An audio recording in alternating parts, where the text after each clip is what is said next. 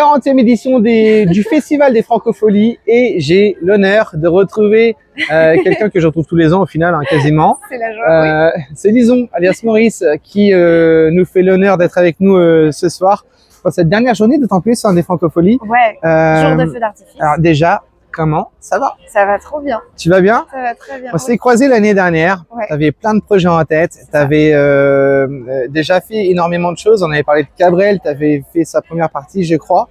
Non, j'ai pas fait la première partie de Cabrel. Non, j'ai fait le dispositif des rencontres d'Assafort. C'est ça. Et plein de choses ont suivi ensuite. Et il s'est passé des choses? Il s'est passé plein de choses. Et puis notamment, là, cette dernière année, j'ai sorti un single par mois, quasiment. J'ai rencontré un public qui ne fait que croître. Et puis, je suis sur la préparation de ma prochaine sortie d'album.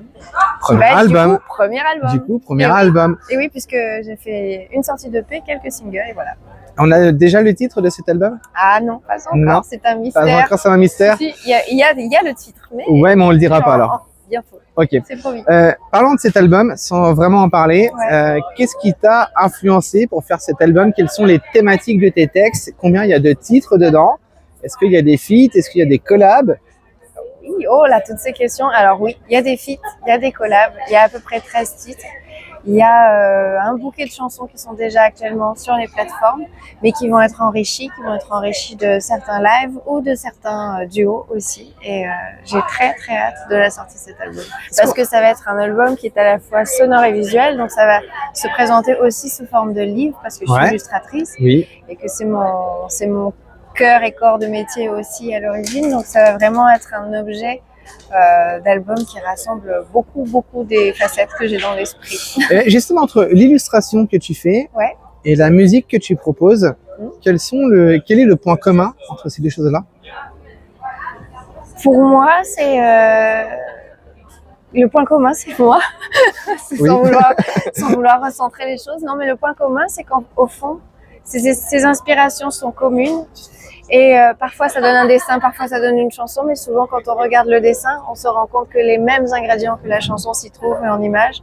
Et finalement, il y a une évidence entre le propos que je tente à décrire par l'image et que j'amène sans trop de mots, sans trop de structure, et puis ce que je développe à la musique qui finalement ne fait qu'un.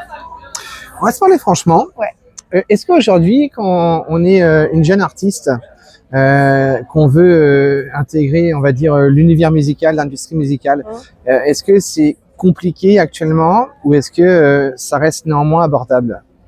Je te dis ça, je pense par exemple aux plateformes, au streaming et tout ça. Est-ce que c'est plus compliqué qu'avant ou est-ce qu'il y a toujours cette facilité d'intégrer quand on a vraiment un univers à proposer? Je pense que ça a toujours été compliqué. Que ce sera toujours compliqué parce qu'il y aura toujours des facteurs nouveaux, toujours des remparts nouveaux à franchir et des barrières à traverser. Mais qu'au fond, là, à l'heure d'aujourd'hui, on a la liberté de pouvoir choisir, de dire, de sortir les choses, de les promouvoir, de ne pas les promouvoir, de juste simplement libérer ce qu'on porte en soi. Déjà, c'est un cadeau et de pouvoir le libérer publiquement afin que chacun puisse y trouver son bonheur, pour moi, c'est vrai que c'est plus difficile d'en vivre, mais c'est plus facile d'en rêver et c'est plus facile de s'accomplir aujourd'hui que ça ne pouvait l'être avant, je pense.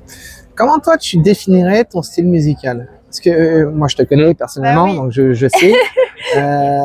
Comment toi, tu parlerais de ta musique? Quel message aussi tu veux faire passer par ta musique? Écoute, j'ai toujours, et c'est marrant qu'on se pose presque cette question tous les ans, et à la fois ça me fait grandir d'année en année sur le fond de tout ce propos. J'ai toujours fait de la musique et de l'art, quel qu'il soit, dans un but très thérapeutique, parfois assumé, parfois pas assumé, parfois thérapeutique pour soi, parfois souvent thérapeutique pour l'autre. Et au fur et à mesure du temps, mon travail vraiment se définit de plus en plus en ce sens. D'ailleurs, cette année, malheureusement, il s'est passé un fait divers assez atroce comme il s'en passe très régulièrement. Et j'ai perdu mon petit cousin Mathis qui est décédé le 27 avril dernier. Ça a fait du bruit, il y a eu une marche blanche, il y a eu des choses comme ça. Et au milieu de cette horreur, j'ai une chanson qui était là depuis 10 ans, qui attendait de trouver son chemin et qui attendait de remplir sa mission de pansement quelque part, parce que j'avais écrit ça pour une cousine qu'on avait perdu tragiquement. Et là, l'histoire se répétant, je dépose un bout de chanson et puis ce sont les gens qui se sont emparés de ça, puis France Bleu.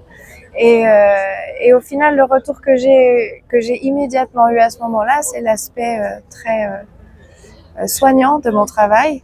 Et c'est vrai que je vais dans cette direction de plus en plus. C'est la véritable raison pour laquelle je poursuis et pour laquelle je crée aussi. Donc en fait, oui, j'ai un répertoire de chansons à texte francophone thérapeutique. Quand tu chantes, quand tu es sur scène, quand tu es face à un micro, face à un public, Ouais. comment tu te sens, toi? Comment tu es? Ah, c'est une bonne question.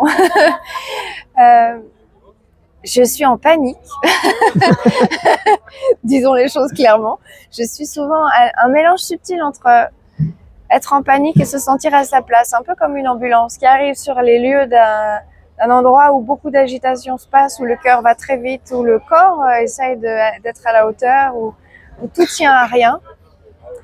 Et puis en même temps, si on est tous là au même endroit, c'est pour s'attraper, c'est pour l'entendre, ce cœur qui bat, c'est pour entendre cette fragilité-là. Et tout à coup, c'est mon répertoire qui vient à mon secours et qui rééquilibre un petit peu les choses. Et souvent, le public me renvoie par les yeux, par l'émotion qui se dégage, cette évidence que je suis à l'endroit où je dois être.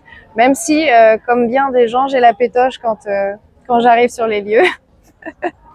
Mais qui ne l'a pas en réalité, je pense. Il y a ceux qui le transcendent. Je pense en adrénaline hyper galvanisante. Moi, je passe quand même un peu par les méandres du doute, de l'anxiété, de la peur de mal faire. Et puis, aussitôt que je me rappelle la raison pour laquelle je fais ça, et ce que je dois faire au fond, c'est simplement porter des chansons qui vont servir à quelqu'un. Donc, au fond, je ne suis que la serveuse dans l'histoire. C'est pas moi le plat. Je suis la serveuse. Et du coup, tout se délie tout seul. Si tu n'avais pas été illustratrice et que tu n'aurais pas fait de musique, tu aurais fait quel métier? Ah, je serais allée dans le soin. Dans le soin? Oui, je serais Soin allée médical, dans le soin. Ouais, médical, psychologique sûrement. Tout ce qui est psycho, tout ce qui est socio me fascine. J'ai vraiment la philo, des choses comme ça. Être à l'écoute de l'autre, en tout cas, c'est quelque chose qui m'importe. Et pouvoir apporter des clés, je pense qu'on traverse tous des méandres. Et on trouve toujours une petite clé pour avancer soi-même. Le but du jeu, c'est de la passer à celui d'après qui en a besoin aussi. Bon, et sinon, l'année prochaine, est-ce qu'on aura l'espérance, le plaisir de te voir aux Francopholies, au chantier des Francopholies? Peut-être, peut-être, c'est un appel.